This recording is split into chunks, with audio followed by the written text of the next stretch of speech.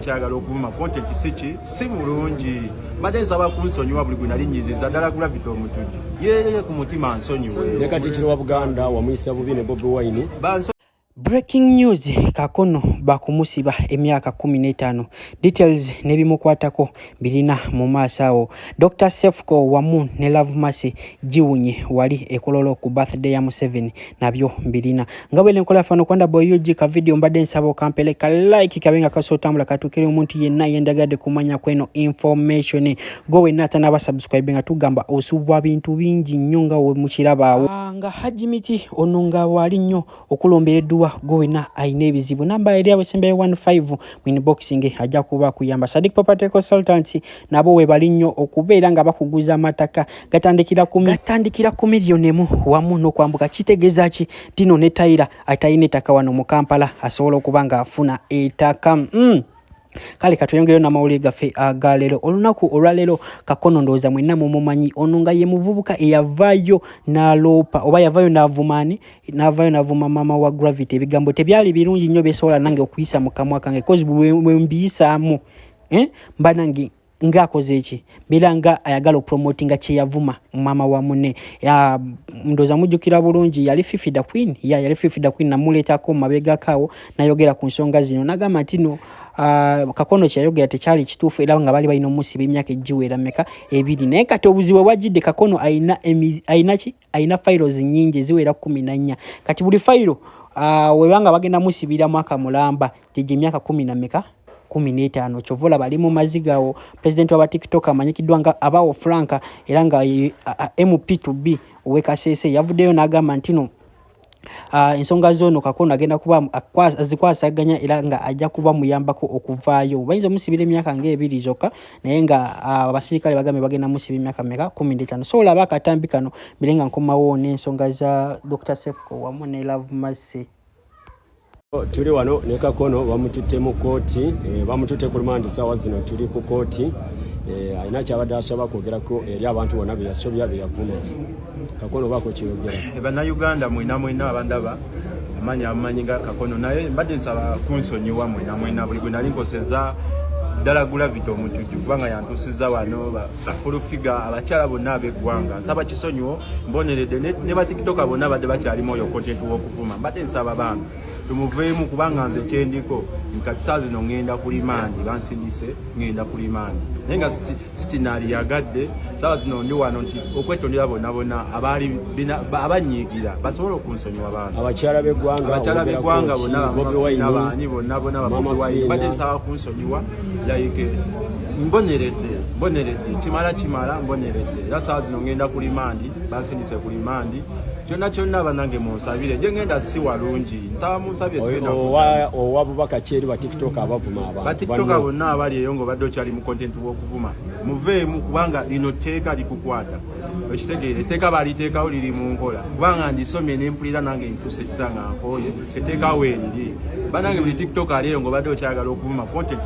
si mulungi mbadde nsaba kunsonyiwa buli gwe nali nnyiziza ddala Gravity omutujju yeereye ku mutima nsonyiwe ne Katikkiro wa Buganda wamuyisa bubi ne Bobi Wine bansonyiwe bonna Bobi Wine bonna nga bawagira nuupu biki bonna bansonyiwe. So kyekiro omwami ono bamusindise ku lumandi bagenda komawo wano ku Lwokubiri naye nga abantu banyiivu fayiro waliko fayiro eziwera 14 so abamuwabira be balina eddembe ly'okumuddirizaamu oba bamuta oba tebamuta naye nga nze Franka pulezidenti wammwe kyemulikola si kirungi okuvoola abantu okuvuma abantu mweddeko TikTok yenna ng'oli eyo bagenda basiba mubeere careful tina abantu ng'abaana be tunoonya okuli pressure bwino ku meeza n'abalala era bonna bajja wano prison ba TikTok babatabukidde bonna mu comment section oluvannyuma lw'abano ababiri kinajjukirwa Sefco oyo ayavaayoko webo ojjukira bulungi nnyo nawaza tugoberera n'atutegeeza nti aye ali ku side eri awo ogenda mu comment section oluvannyuma lw'okuvaayo ne beewaana ne balaga bo nga bali ku side ya NRM bavuddeyo abapepo abo ne bagamba temuddamu okubako kye mutugamba era Sefco no batiisatiisizza okuba obanga baleeta bwinowe omulala. Kinajjukirwa bingi nnyo byazaakola era nga bagamba mu comment section wogendayo waliwo omu agambye anti ayina bwinowe awetogeddeko naye atubulidde nti Sefuko ono bw'anaayongera okubanga alaga ebintu bwe biti abo account bagenda aloopa era bagenda kubanga basazizaamu ddala content waabwe okumugoberera. Bw'oba weegendereza omuwala oyo gwali nayo bo balaga nti aba TikToker balayika bo tebalina kye babagamba. Ebintu bingi nnyo ebibadde awo ekkololo olunaku lwaleero naye nga ye Dr. Sefuko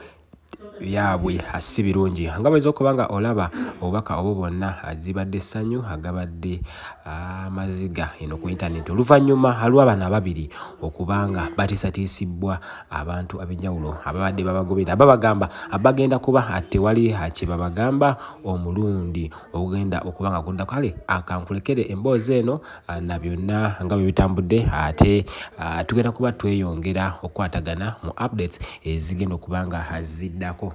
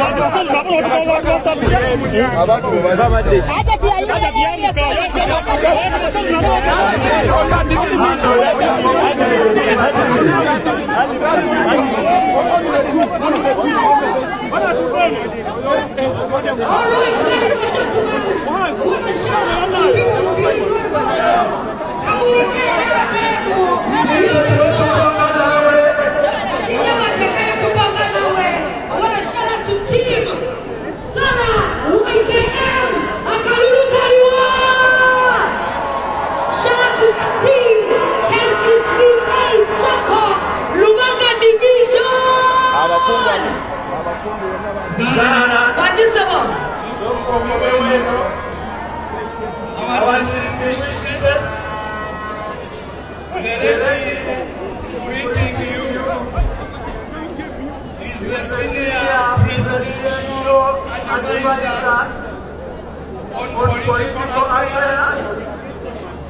She is also personal assistant to the national chairman, who also, without doubt, is the President of the Republic of Uganda. She is leading a campaign that says